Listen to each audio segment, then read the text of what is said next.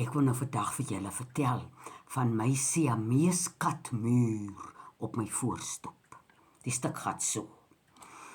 Ek het nou in Mei maand verlede jaar vir my 2 worshonde aangeskaf. Giuseppe en Felipe. Hulle was bitter klein toe hulle hier aangekom het. En nou is dit maar soos dit met enige ding is, hier's ander diere waaraan enige nuwe dier wat op die werf aankom aan gewoond moet raak. Daar's honders, daar's kalkoene, daar's katte. En dan wonder 'n mens nou maar, hoe sal dit nou gaan met die ontmoeting tussen hond en dier? Die whippets wat nou nog op die werf is, hulle ken die katte, hulle weet hoe om met die katte te werk, maar nou, die Siamese is almal 'n familie. Dis 'n ma en haar trop kinders, die pa is nou al intussen na die hemel toe gewees. Hy sal definitief hemel toe gegaan het. Nou probeer ek verskillende maniere om die 2 klein worshondjies voor te stel aan die katte, maar dit gaan nou nie baie mooi nie. Nou lê hulle so, hier so 'n ry kussings op my voorstoepie waar hulle nou bedags lê. Party lê tussen die potte, party lê hier bietjie in die tuin, maar hulle lê gewoonlik soos 'n muur op hierdie ry kussings wat daar lê. Nou met hierdie stomme worseltjies, nou is hulle by my in die huis. Nou hulle word nou nog geleer, hulle moet nou uitgaan om hulle ding te gaan doen, so hulle is nou in opleiding. Nou maak ek hulle vas hier met hulle bandjies. Ai, sis tog. Nou staan hulle 2 hier so voor as 'n sifdeur, voor die sifdeur. Nou sien hulle hierdie Siamese katmuur. En het net 1 kat gevat. Toe die kleintjies nou nog spelerig is, hulle gaan nou moet afspeel.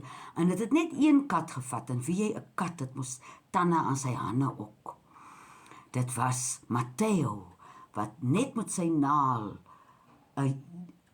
dit was Felipe se neusie, hier gekrap het, dat die bloed tot op die punt van sy snoet geloop het. En van daar af, lê daai Siamese katmuur.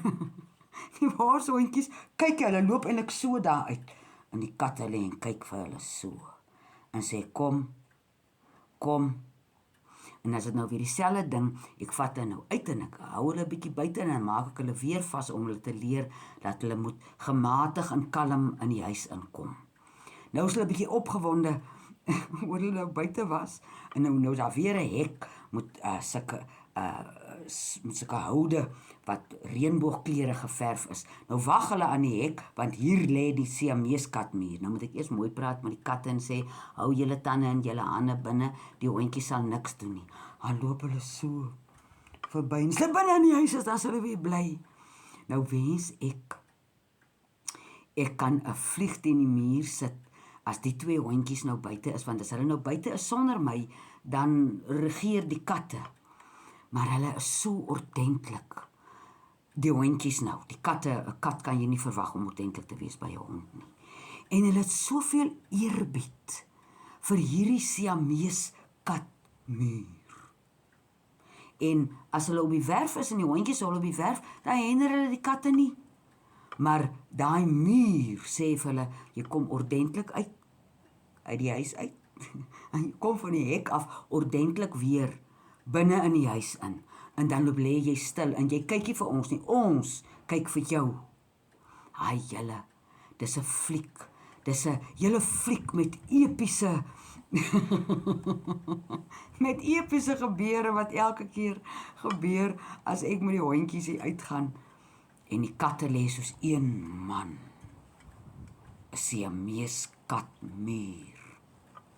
En ek is so geseënd met hierdie Siamese katmuur op my stoep. Nou die aand was net so skemer. Hier bring 'n kat 'n klein jong slangetjie wat hy nou gevang het. Hy kom sit hom hier neer.